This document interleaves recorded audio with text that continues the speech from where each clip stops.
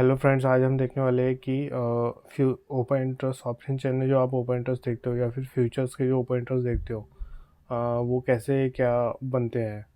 क्योंकि open interest का मतलब है कि कॉन्ट्रैक्ट्स और जो बायर और सेलर के बीच में बनते हैं वो कैसे बनाए जाते हैं दो में से। जैसे कि फ्यूचर्स जो है उसमें भी ओपन इंटरेस्ट होते हैं और ऑप्शंस में भी ओपन इंटरेस्ट होता है।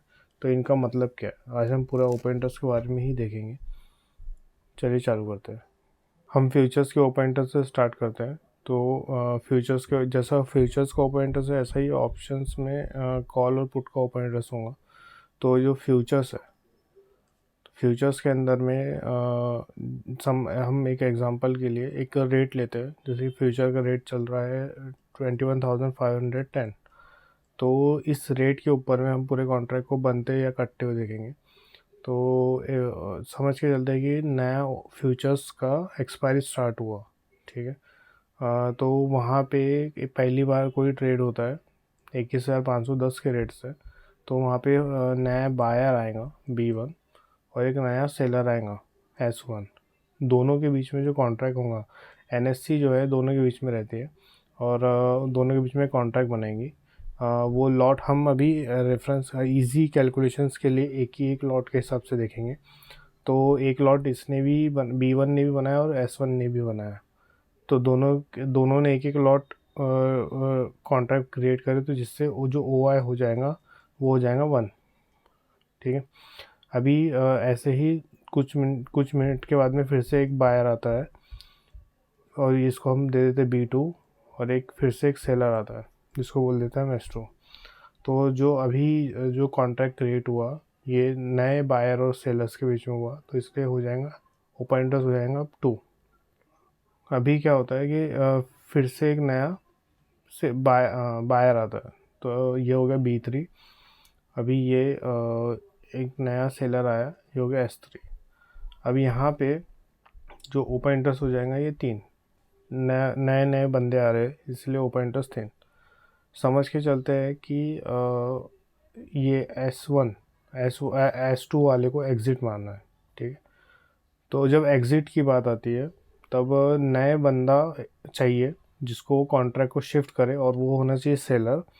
और या फिर पुराना जो बायर है वो होना चाहिए। तब जाके एक जो कॉन्ट्रैक्ट जो बनता है वो कट जो बने हुए कॉन्ट्रैक्ट रहते हैं वो कटते हैं। समझ के चलते हैं कि S2 को बाहर निकलना है। कोई सेलर है उसको अपना प्रॉफिट और लॉस मार्केट कहीं भी मतलब यहाँ से ऊपर चल जाता है समझो। अब उसको लॉस हो रहा है, उसको लॉस होने पे उसको अब एग्ज़िट मारना है। तो एग्ज़िट मारना है तो वो क्या करेगा, अपने कॉन्ट्रैक्ट को सेल करेगा या फिर मतलब कॉन्ट्रैक्ट को कट करेगा या तो फिर शिफ्ट करेगा।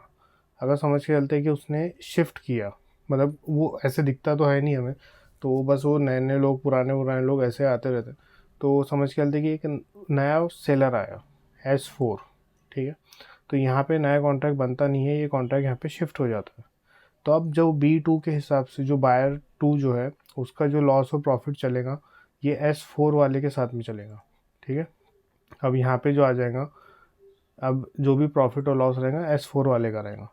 ठीक है। तो यहाँ पे कॉन्ट्रैक्ट शिफ्ट हो गया, ओपन इंटरेस्ट कुछ नया बना नहीं है तो इसलिए ओपन इंटरेस्ट हो जाएगा 3।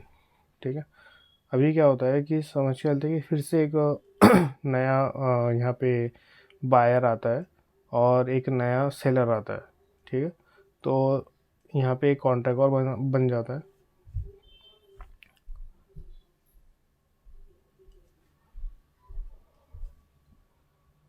यहाँ पे एक और कॉन्ट्रैक्ट बिल्डअप हो जाएगा, ये हो जाएगा ओपन इंटरेस्ट 4। अभी क्या होता है कि समझ के चलते हैं कि B1 वाले को बाहर निकलना है। अब उसको उस मतलब मार्केट ऊपर जा रहा था, उसको प्रॉफिट बुक करना है। अभी जो S4 वाला जो अभी भी आया है वो उसको भी एग्ज़िट मारना है।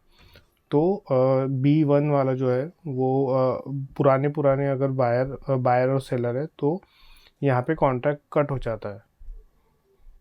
S4 इन दोनों के बीच में जो कॉन्ट्रैक्ट था, मतलब ये और ये बंदे बाहर हो गए।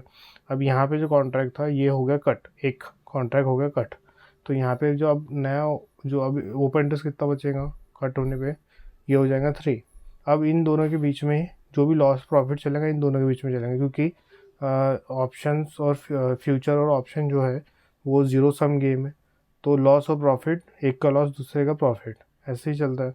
तो अब B2 और S1 वाले के साथ में यहाँ पे कॉन्ट्रैक्ट बन जाएगा, मतलब कि ये कट गया, ये कट गया। अकेले तो बाय मतलब कि प्रॉफिट कहाँ से होगा, अगर ऊपर जाता है मार्केट तो B2 वाले को प्रॉफिट कहाँ से होगा, या फिर नीचे जाएंगे तो S1 वाले को प्रॉफिट कहाँ से होगा। तो ये दोनों के बीच में अब कॉन्ट्रैक्ट चल रहा है, ठीक है। तो ऐसे ही ओपन इंटरेस्ट बनते हैं और कटते हैं, ठीक है। ऐसे ही ओपन इंटरेस्ट जो है अपना ऑप्शंस में भी रहेंगे। ये फ्यूचर्स के हिसाब से हमने देखे थे, ऑप्शंस में कॉल और पुट के हिसाब से रहता है, तो उसे भी हम देख लेते हैं। समझ के चलते हैं कि ये एक तरफ है कॉल, एक तरफ है पुट, ठीक है। तो कॉल की तरफ में इंडिविजुअल हर एक स्ट्राइक प्राइस के ऊपर में एक बायर और एक सेलर है, ठीक है। तो जो भी कॉन्ट्रैक्ट कटेंगे या बनेंगे तो वो यहाँ पे आप देख सकते हो कि दोनों के बीच में रहेंगे, ठीक है। तो कॉल वाले का पुट वाले से कोई लेन देना नहीं है। कॉल का जो भी प्रॉफिट और लॉस रहेगा इन दोनों के बीच में रहेगा। पुट का जो भी प्रॉफिट और लॉस रहेगा इन यहाँ के बायर और सेलर के बीच में होता है, ठीक है। तो हर एक स्ट्राइक प्राइस पे होता है। वो हम बाद में देखेंगे कि कौन सा स्ट्राइक प्राइस कैसे क्या काम करता है। फिलहाल अभी हम ओपन इंटरेस्ट की बात कर रहे हैं। तो यहाँ पे जो आप देखते ओ आई ऑप्शन चेन में, यहाँ पे ओ आई लिखा है कॉल की तरफ में, तो वहाँ पे उसका मतलब वहाँ पे ये ऑप्शन चेन जब से बन रही है तब से वो ओपन इंटरेस्ट बन रहा है, कट रहा है। जो अभी आप देख रहे हो वो टोटल अभी इतने बचे हैं, वो ओपन इंटरेस्ट होते हैं। एक रहता है COI, ठीक है। तो COI के अंदर में जो कल से आज के बीच में जो कॉन्ट्रैक्ट बने हैं या फिर कटे हैं वो चीज़ बताएगा। तो CO यहाँ पे भी सेम, यहाँ पे पुट के तरफ में भी रहता है OI रहेगा और एक रहेगा COI, ठीक है।